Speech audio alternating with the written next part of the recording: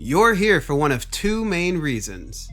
The first is you've clicked on another regurgitated review of Godzilla vs. SpaceGodzilla, probably half expecting to hear everything about the cast and the technical perspectives of movie making. Or you've read the title and asked yourself, what the f*** is this? Now, before I begin, I just want to tell you a couple of things. One, this is not a movie review, so I'm sorry if you thought that that's what this was, but I encourage you to stay a while. You might find it interesting. Secondly, I'll be giving out information that I encourage you to look up on your own if you question my facts.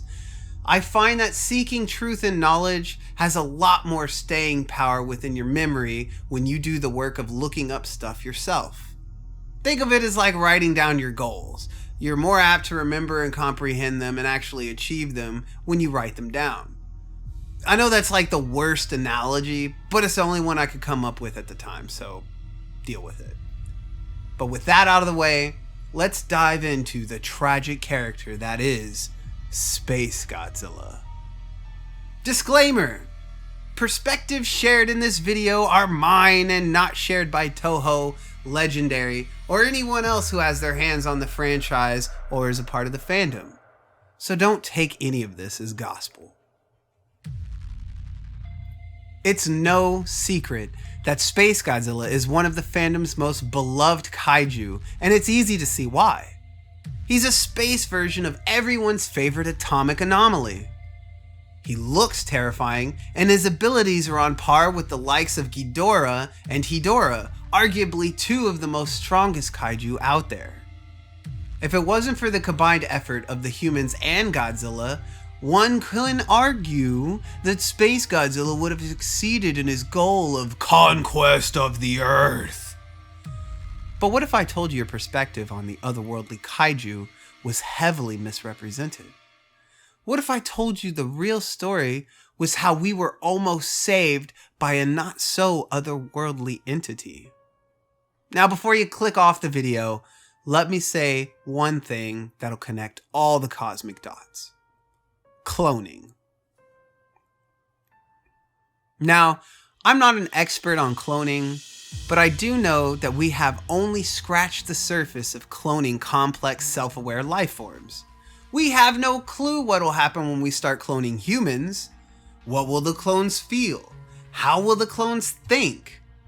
So with these questions in your mind, I will now try to explain why I claim that SpaceGodzilla is not only a tragic character, but how he was our savior. In the movie, we're shown SpaceGodzilla attacking a space vessel from NASA.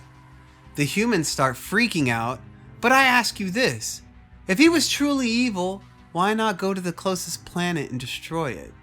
Why attack a human vessel out of all the places you could go in the great wide universe? Simple. He remembers us. But wait, Scrye! How does he remember us if he's never been to the Earth in the first place? Well, that's easy. It's called genetic memory. And yeah, it's a thing. Don't worry, we'll come back to it.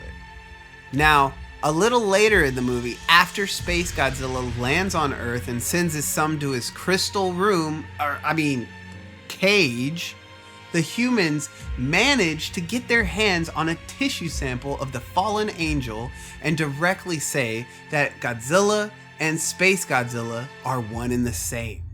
Their words, not mine. On the right are Godzilla cells, known as G cells.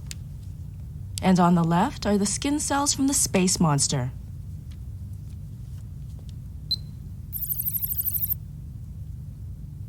The space monster has exactly the same G cells. Therefore, we named it SpaceGodzilla. They're the same?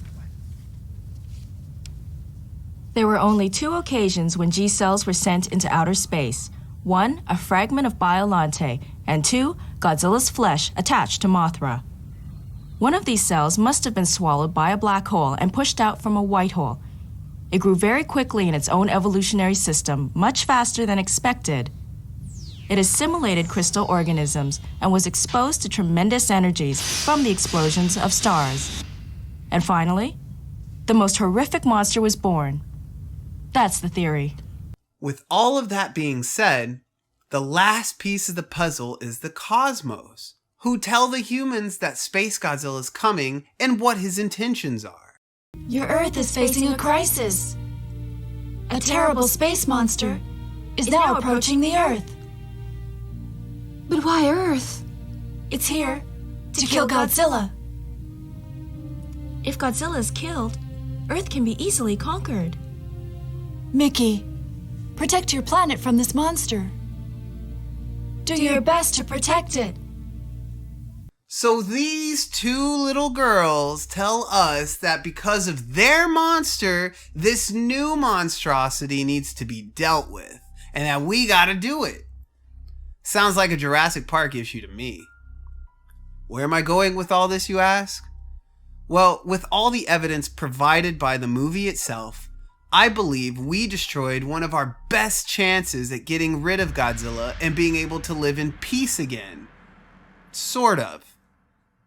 Here's why. He's a clone. So how do we know he wasn't looking through the eyes of Godzilla, retaining his memories, and that his memories were shaping his personality? I mean, he came straight to the Earth. Straight home. He came straight home. Does that make him evil? He attacked a species that has been extremely hostile to him in his past Godzilla memories. And even Godzilla attacks them from time to time. So does that make Space Godzilla evil? He doesn't even kill little Godzilla either. Why? I mean, if he really wanted to f with Godzilla, he would have killed him.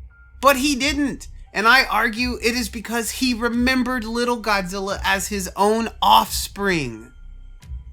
And he didn't maliciously attack humans like he could have with his ability to fly and whatnot. But no, he went to a very specific location and set up shop to fight Godzilla. Why that location? Oh, I don't know. 'Cause it's Tokyo? Or is it because he feeds off of energy and the tower provided the best source of sustenance?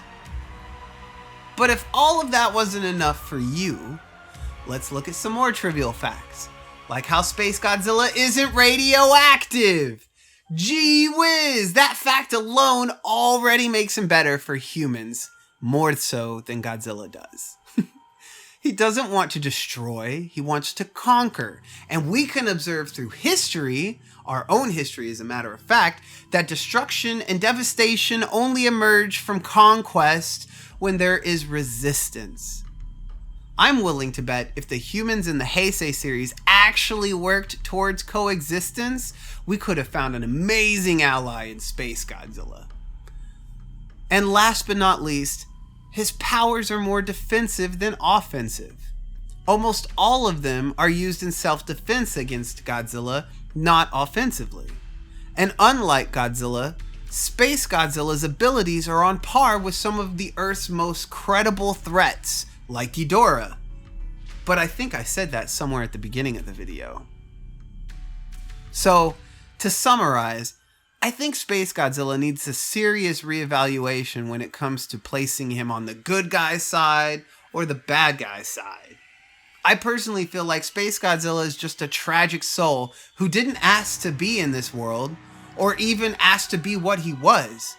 He just wanted to come home. But unfortunately on this planet, there wasn't enough room for two Godzillas. But let me know if you think Space Godzilla is still evil and deserves everything he got in the comment section below. If you enjoyed this video, please don't forget to like and subscribe. I have more videos like this coming out, as well as new episodes of my Godzilla Origins series and new music as well. Thanks again, and I'll see you in the next video.